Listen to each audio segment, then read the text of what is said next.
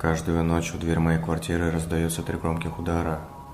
Сколько я не подходил к двери, я никого не видел и никто не отзывался.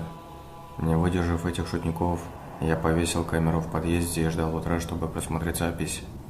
Той же ночью я снова услышал 3 громких удара, но даже не собирался вставать. Утром, просмотрев запись, я никого не увидел в подъезде.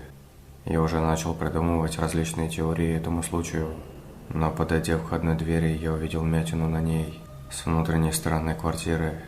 Все это время стучали по двери из моей же квартиры. Но какого черта, если я живу один?